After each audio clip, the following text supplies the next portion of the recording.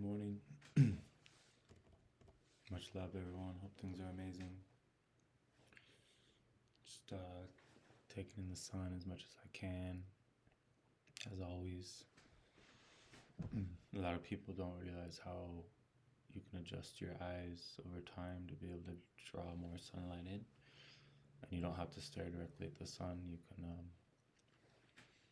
wait till it's reflecting off of a piece of metal and then just focus on whatever that reflection point is.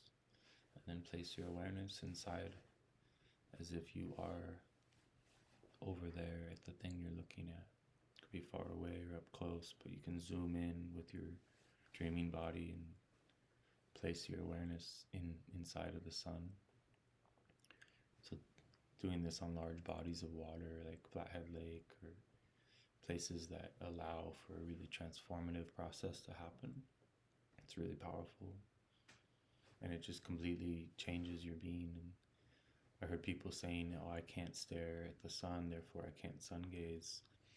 But you can close your eyes to the point that you just barely have slits open and use the eyelashes to protect you from the sun. Obviously, you want to train in the practice at different stages of the day because it gets too difficult to begin with doing the straight up sun gazing, when it's above your head. But you can eventually learn to do it. But you want to go slow and build up the tolerance for all that light, all that incredible energy to be lent to you. And then, being able to get your whole body in the sun at some point within the year and just allow your body to get comfortable with building up that resilience, that tan. I know it's hard for fair-skinned people to do, but there's a way to do it slowly and carefully.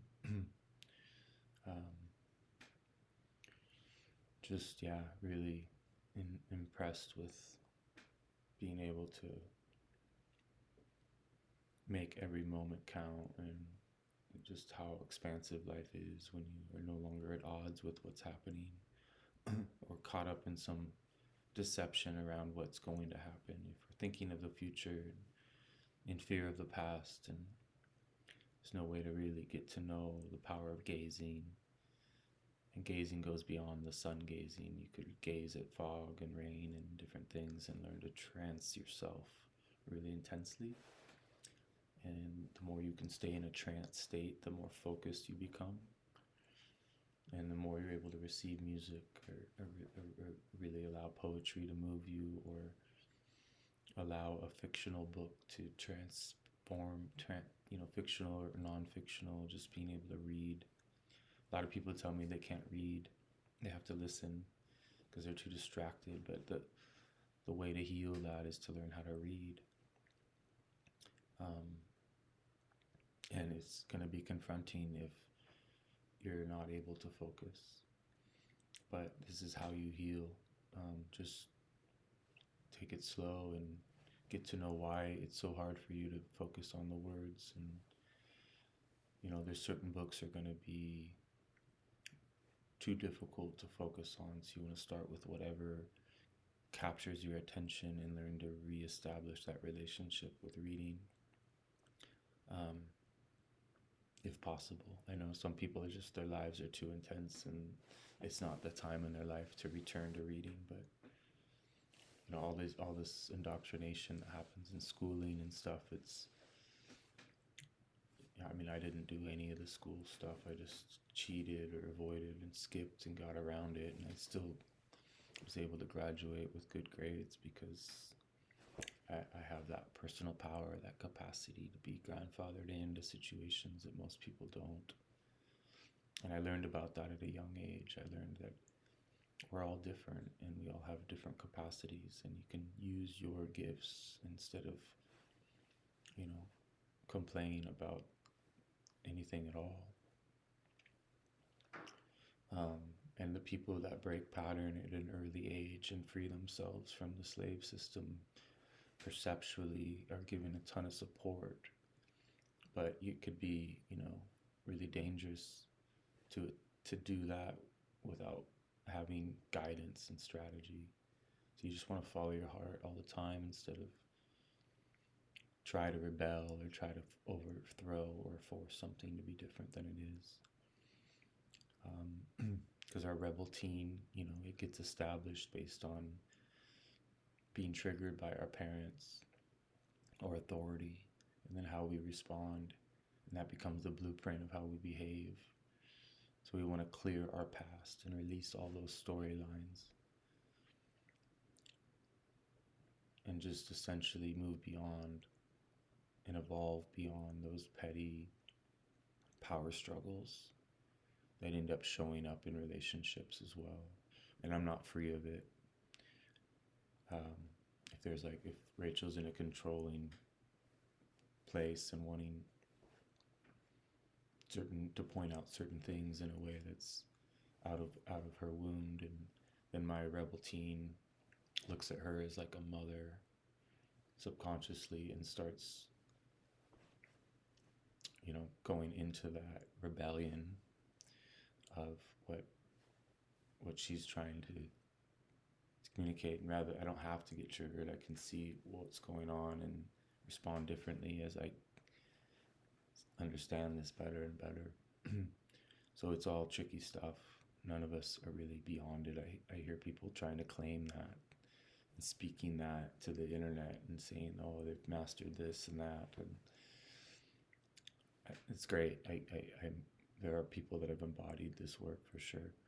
But when they think that they're done, that's concerning, because there's so many opportunities to learn more about the depths of the hungry ghost and how it's played out, or how it shows up in different types of relating. Especially if it comes to like a boss, or having somebody that has power over you or the ability to affect your life greatly.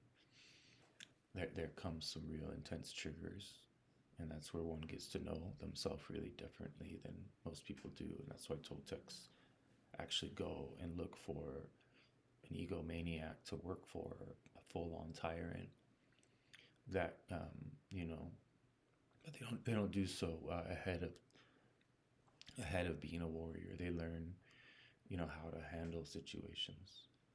They learn how they develop patience. They become cunning. They become ruthless. And they learn sweetness as well.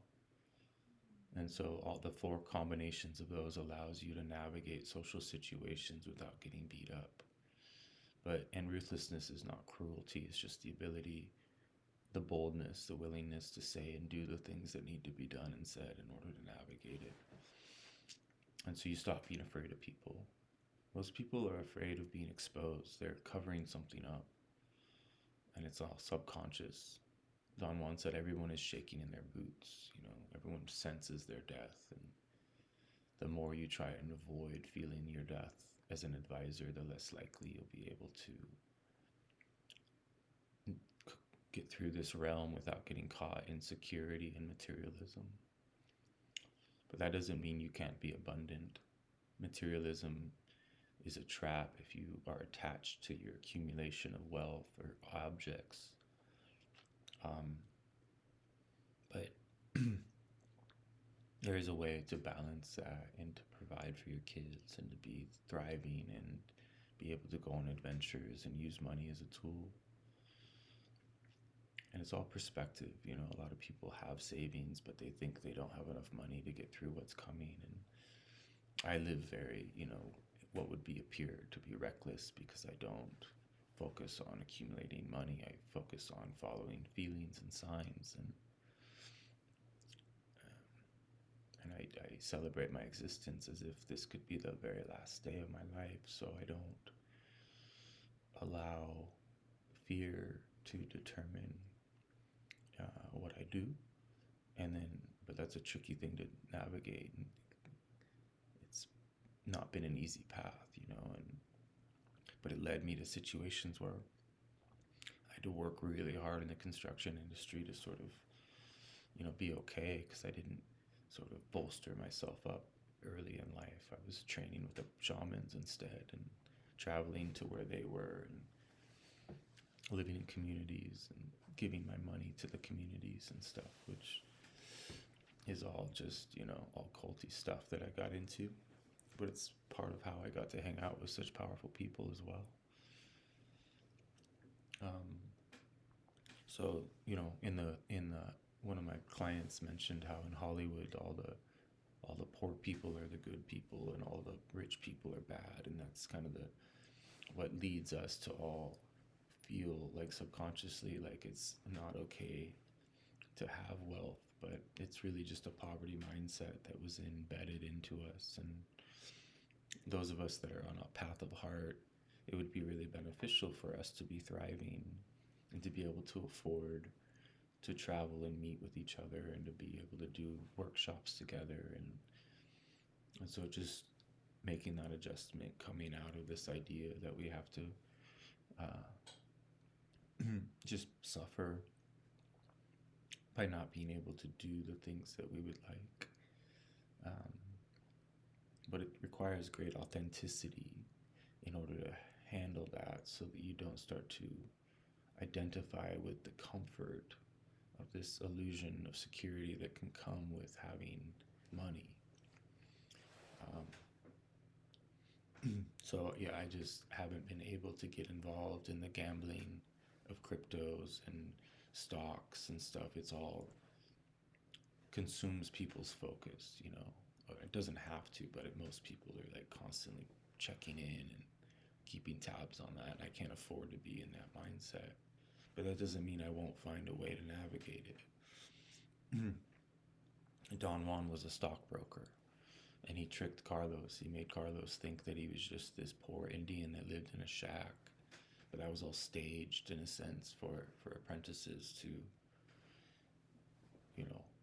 be able to perceive that they're inside of a shamanic training, when in reality, Don Juan was just revealing to his students over time the art of controlled folly is that you can wear a three-piece suit and be inside of the matrix and fully keep your energy intact.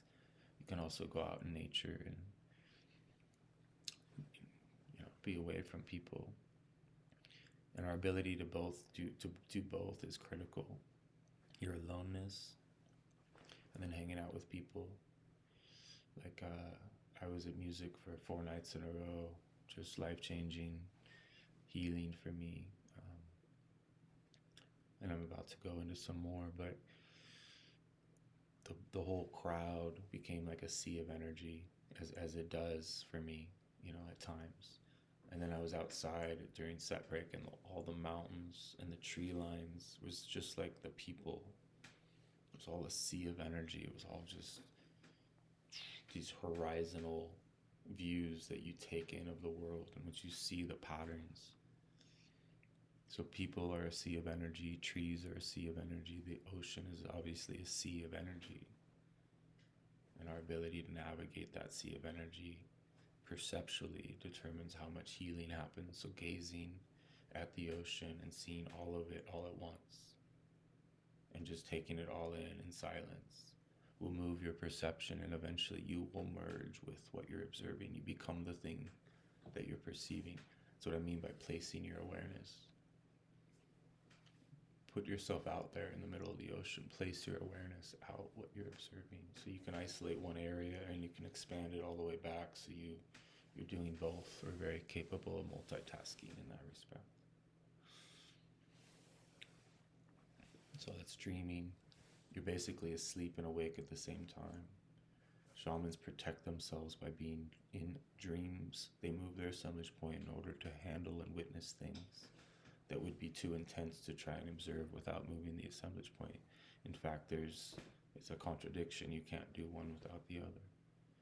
So Carlos would be like, well, how do you move the assemblage points? You have to have intent. Well, what's intent? Well, it's an elusive thing. It's not something explained by the mind. It's something that's discovered. It's actually spirit. Spirit is intent. It's the same thing. So you can gain a relationship with the creator force, the designer, and that designer informs you. That's why mushrooms can be so powerful, is it will teach you how to live. It'll guide you as to, and people don't realize they can live in that state of perception all the time. That was my hunch at a young age, was that I think this isn't the mushrooms. This is a position of perception that we can access, and I was correct. It led me to the Castaneda material,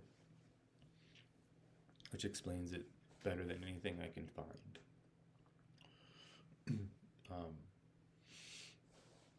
And so, yeah, it's just a matter of, for me, really coming to terms with that material unveils. And each time I read it, it moves my perception to deeper levels. Deeper truths are revealed. That's why I call it the never-ending story. It's alive. It's a manual that keeps giving. And I don't think it was meant, well, a lot of the people that read it got egos around being special, that they were going to be like the next Carlos or whatever. And one of the greatest things Carol Tiggs could, I think, teach us through the training was that to show up as a beginner always. And that's kind of how my martial art training was we weren't focused on belts. We were focused on just doing all of this training for spirit, not for profit, not for recognition. And there's a way to do that in this world, to where you're going to work because you want to face yourself, face your energy losses. Why do you get drained? Why do you get offended? What could you do differently to perceive things differently so that you could, gain energy at work? How can you enjoy your life and spread that joy to your customers or to your coworkers? And it's when you stop needing to be validated or recognized, you're able to align with what they call the art of controlled folly. And people become a sea of energy in which you can work with and communicate with. And you become thankful for their reflections or their egos or whatever challenging dynamics show up. It's really powerful and simple. But it's not until it is. It's like we spend our lives being offended by one thing or another. And if we could stop being offended, then everything would change. So going to restaurants and them not having the thing you want, or whatever it is that you had this idea of how it's supposed to go, our ability to adapt and understand that it's happening to us, for us, to teach us, rather than we're being attacked and interfered with, even though we are under the influence of forces that want to keep us from discovering the secrets of the assemblage point, perceptual magic. That predator energy is perfectly in place to teach us how to become strong enough to go to the next stage of things. And it's not for everybody to do this work. So the obstacle course is set up, though, perfectly for those of us that need to be trained. So the world will teach you everything you need to know. You don't need a teacher. You can just purchase these books or get them for free and train yourself. Much love, friends. See you next time.